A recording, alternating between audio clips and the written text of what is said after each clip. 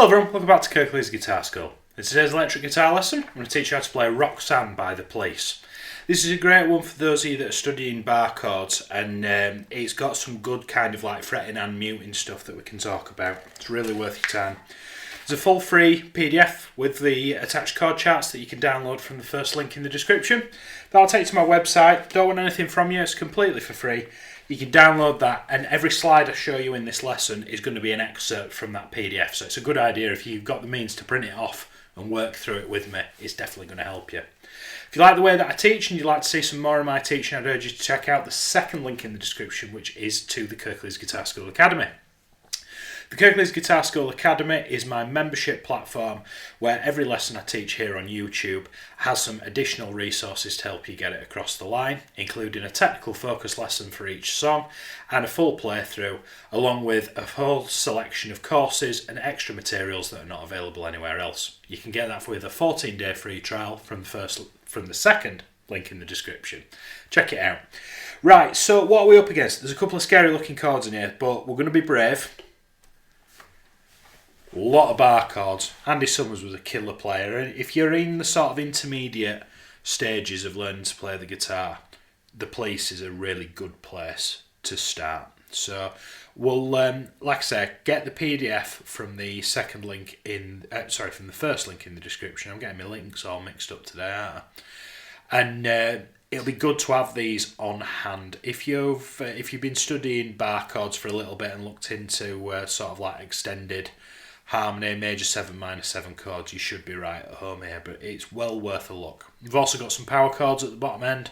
That's for the chorus. We tend to spend as time playing power chords in the choruses and bar chords in the verse. So the whole song is built upon this kind of, we're in G minor, and it's built on this kind of.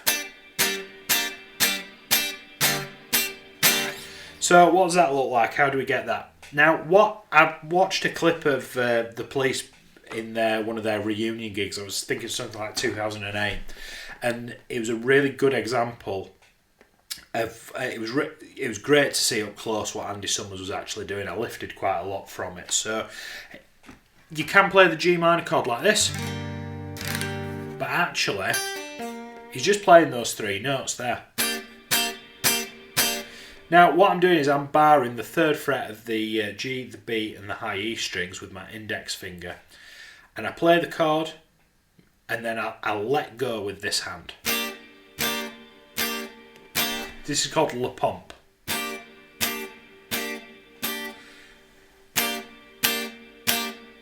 Those of you in the academy, the technical focus lesson for this is all about La Pompe. If you're struggling to get this across the line, check out the second link in the description and I'll take you through it. There's a whole lesson dedicated to this technique.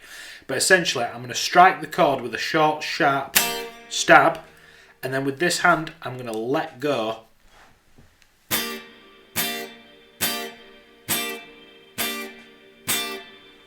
And he's doing this throughout the whole verse. It's a really good, it's like patting your head, rubbing your tummy.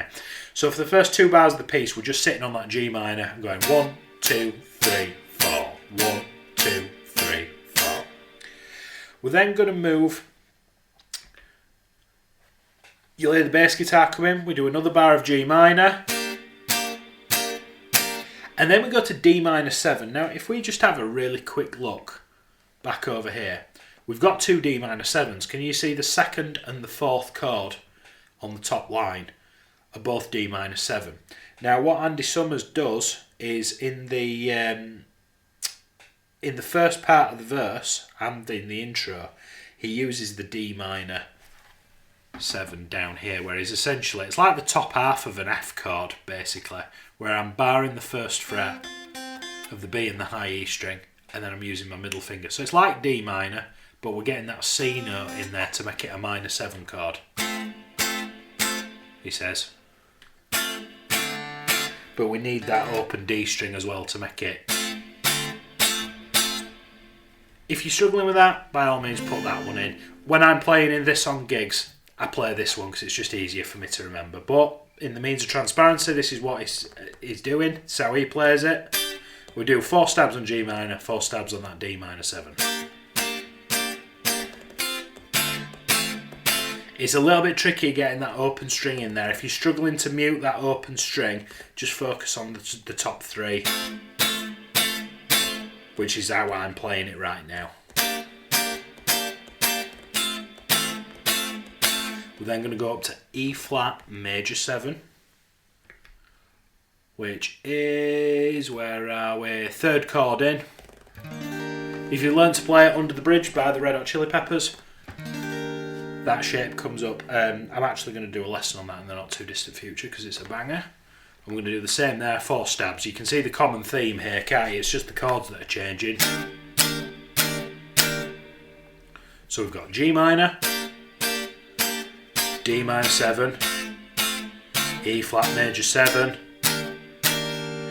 We're going to come back here, don't freak out. We then go to the D minor 7 that I spoke about, which is down here. It's like a D minor shape, barring the 5th fret, take the pinky off. We then take this shape, move it down from D to C minor. So we've gone D minor 7, C minor 7, and then we've got F suspended 4th. I'm not making it easy for us. It's like an F major chord. Take your middle finger off to make it F minor. Then take your pinky, move it down a string. Suspended 4th chords add take out the major or the minor note of the chord and put the 4th note of the major scale in, and it sounds really kind of ethereal and lovely. Then we're going to do on the 4th stroke, we're going to play that, and then I'm going to move it up 2 frets to give you G suspended 4th, and then sting comes in about here, okay? But can you see how we'll go F, F, F, F, G? Now, can you see how this G comes just a little? You'd expect me to put it in this bar over here, but it doesn't. It comes in on what we call the and of 4. This is called a push, and that's part of the sound. The band are rushing into that chord. It was really common in kind of like soul and Motown for bands to do that, and that's kind of where I think they've lifted it from. But then can you see how these ties, these lines connecting all this together, and these notes in brackets? You're going to play this G sus4, and you're just going to hold the chord for the next 2 bars and let it ring out over all of that. Let me play everything that's on screen, then we'll tie it in with a bit before it. So D minor 7, C minor 7, F, F, F, F, G. And can you see how I'm doing everything, absolutely everything, as downstrokes? Where are we? Let's have a look. Oh, right, okay, I remember now putting the slides together. Now, please ignore that this says verse 1 up here. The reason, verse 2, sorry. The reason I've done that is on the PDF, verse 1 actually straddles the bottom of the first page and the top of the second page, so I didn't have enough slides to mush it all together. So although it says verse 2, please ignore that. It's verse 1 and verse 2 are identical. Everything that I've just shown you in those prior slides are mushed together here, okay? So you've got G minor, D minor, E flat, D minor 7, walk it down, C minor, F, F, G. One more time. 1, 2, 3, 4.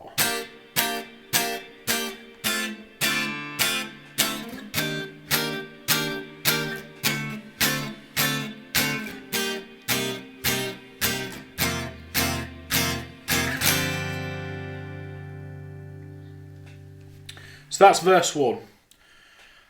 Pause the video, get that under your fingers. Now, there's a lot there. This is the hardest bit of the song.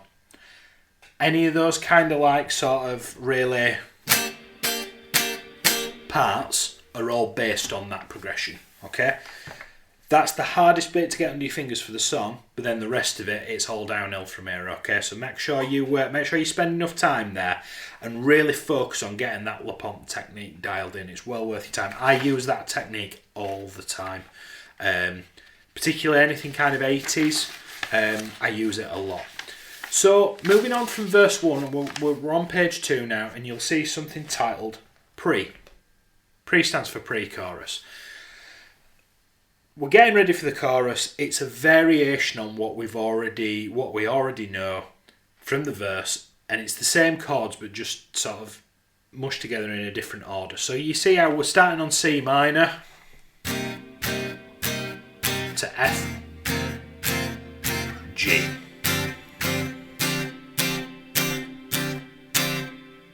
Try that again. C minor for a bar, F sus2, G sus4. That continues, C minor,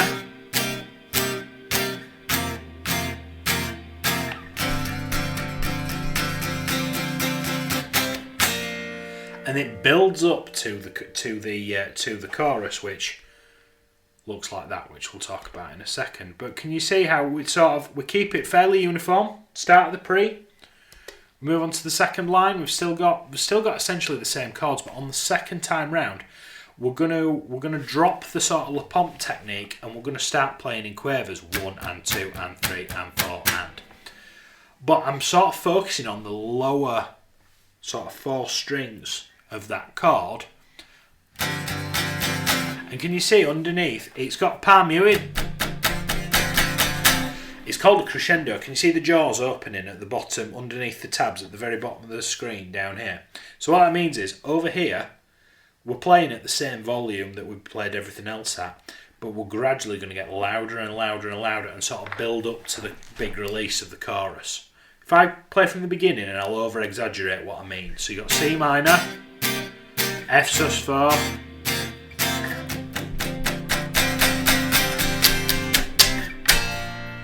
and then you've got this big C and F. 1 and 2 and 3 and 4 and 1 and 2 and 3, and then the and of 4. You've got that push again, which comes C5, 3rd fret, 5th fret, 5th fret on the A, the D and the G strings, and then you move it down here to the 1st, 3rd and 3rd frets. And this is foreshadowing for later on. Okay, so pause that, have a go at that for me, and then we're into the chorus. Now, once we've got this, we've got the whole tune, okay? So we're going to start on B flat 5, and we've kind of got this.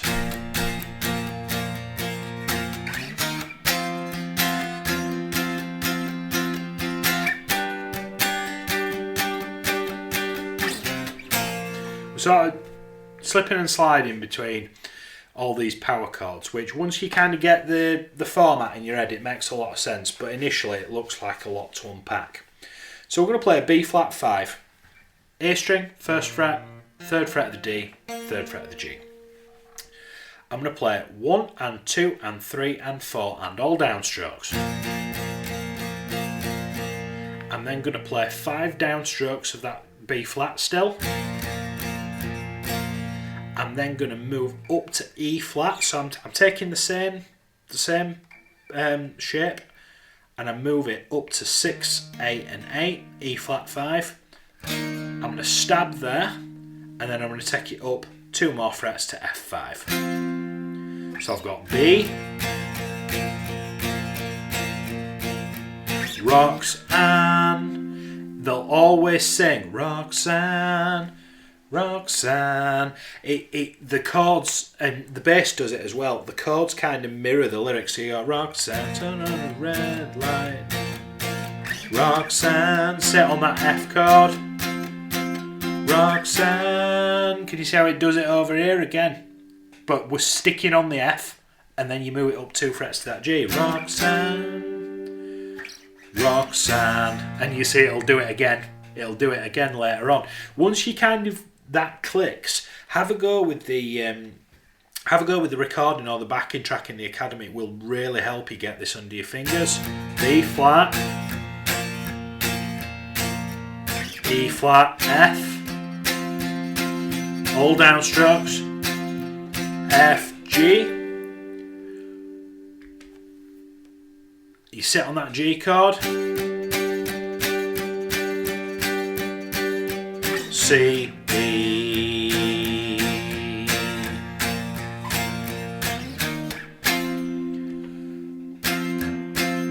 and then it finishes with that. Just be careful, I played a power chord there instead of the suspended chord by accident. Make sure you keep an eye out for that. So can you see how it's sort of, you're keeping this for the chorus, but then the pushes follow the lyric well, it's the syllables of Roxanne. Roxanne, Roxanne, Roxanne, Roxanne. So the way that I think about that whole progression, where is me chorus? There we go, right, okay. I'm basically thinking of it as 2 bars of B flat, 2 bars of F, 2 bars of G, 2 bars of B flat, but it's got a push, and those pushes, like this E flat here, where I'm wiggling my finger at the top of the screen, it's just like a passing chord to the next part. Okay, so I'm thinking of it as a 4 chord progression, but I'm catching a couple of chords on my way over to the next ones. Really, really clever songwriting, and I think the fact that all three of them as a trio were all doing it at the same time adds to the sort of overall thing of the song. So the chorus occupies the bottom of page 2. Now, moving on from there, you then go back into verse 2. Let me just get my story straight. Right, okay. You then go back into verse 2, followed by another pre. Wherever we are. Yeah, followed by another pre. I've only got so many slides, I'm having to kind of juggle them a little bit to squeeze everything in today. Verse 2 and the next pre-chorus are identical to each other. There's nothing new there. You just play the same as what you already have done. Verse 2 being at the top of page 3. We then go to the chorus at the very bottom of the third page. So there's only two verses and 2 choruses in this song. It's quite short. I think it's about 3.5 minutes. It's fairly short. But can you see how there's no